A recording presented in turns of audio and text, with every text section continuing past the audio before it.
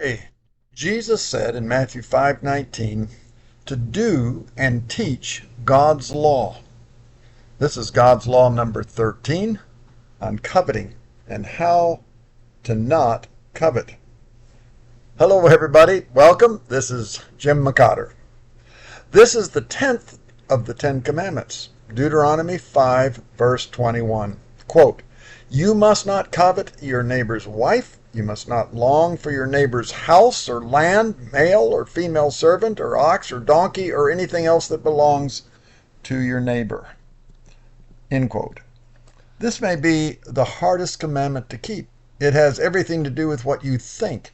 It makes no reference to what you do, yet causes you to do everything you do that is wrong. You can't do anything that you have not first thought about, and usually thought about a lot.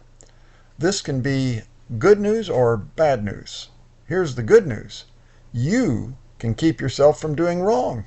All you have to do is control your mind and what you think. Here's the bad news. You cannot keep yourself from doing wrong if you continually think about it on your mind and dwell on doing it. The Apostle James said in James chapter 1, verse 12 through 15, quote, "God blesses those who patiently endure testing and temptation. Afterward, they'll receive the crown of life that God has promised to those who love him. But remember, when you are being tempted, do not say, 'God is tempting me.' God is never tempted to do wrong, and he never tempts anyone else. Temptation comes from our own desires, which entice us and drag us away. These desires give birth to sinful actions. And when sin is allowed to grow, it gives birth to death." End quote. Jesus was not changing God's law in Matthew 5 when he said, quote, "The law says this, but I say," and he says something else.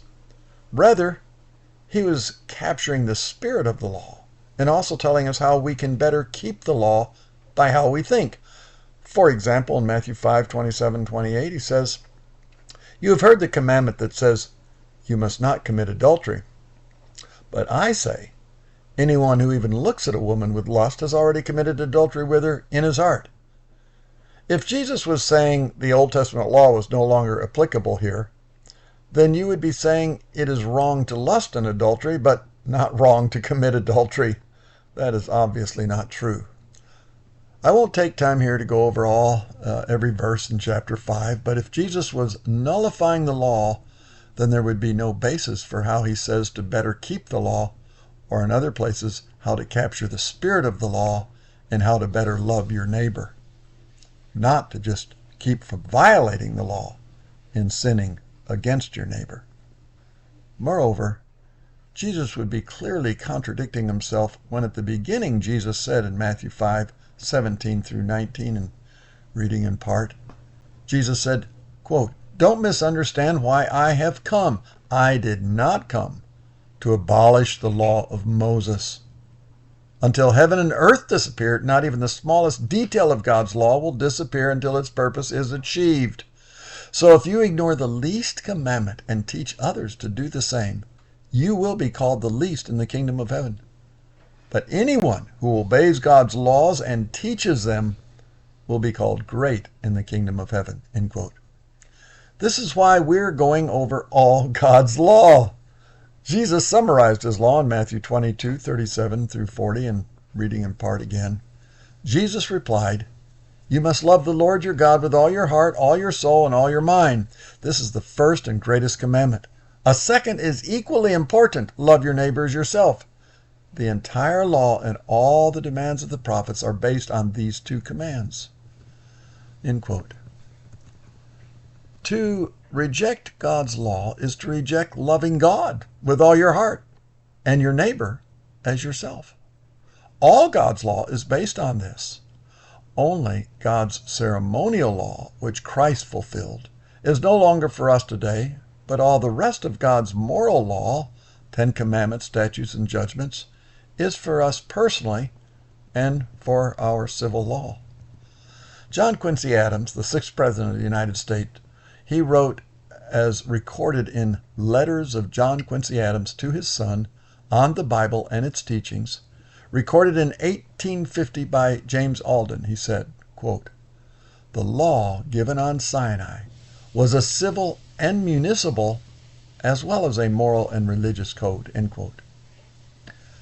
How to keep from coveting. So now, how do we keep from coveting? The question should be, how do we control our mind? Peter said in 1 Peter 1:13, quote, so prepare your minds for action and exercise self-control. Set your mind and your hope to be brought to you when Jesus Christ is revealed at his coming, end quote. Study what will happen to you at that time. Then think about that. Meditate on it. 1 John 3:2-3 says this, beloved, we are already God's children, but he has not yet shown us what we will be like when Christ appears. But we do know that we will be like him, for we will see him as he really is. And all who have this eager expectation will keep themselves pure just as he is pure, end quote. The Apostle Paul said in Romans 12, verse 2, quote, let God transform you into a new person by changing the way you think, end quote. Paul said in Philippians 4:8, quote, whatever is true, whatever is honorable, whatever is right, whatever is pure, whatever is lovely, whatever is commendable, if there's any excellence, if anything worthy of praise, think about these things, end quote. Solomon said in Proverbs 2:23, guard your heart and mind above all else, for it determines the course of your life, end quote. Solomon also said in Proverbs 23:7, quote, for if a man as he thinks in his heart and mind, so is he, end quote. Joshua said in Joshua 1:8, quote, keep this book of the law always on your lips, meditate on it day and night, so that you may be careful to do everything written in it. Then you'll be prosperous and successful, end quote. David said in Psalms 1:2-3, quote, but his delight is in the law of the Lord, and on his law he meditates day and night. He'll be like a tree planted by streams of water, which yields its fruit in its season, and its leaf does not wither, and in whatever he does, he prospers, end quote. David also said in Psalms 119:11, quote, I have stored up your word in my heart, that I might not sin against you, end quote. The Apostle Paul, he said in Colossians 3:16 in closing, quote, let the word of Christ dwell in you richly, singing psalms and hymns and spiritual songs with thankfulness in your heart to God, end quote. Don't covet.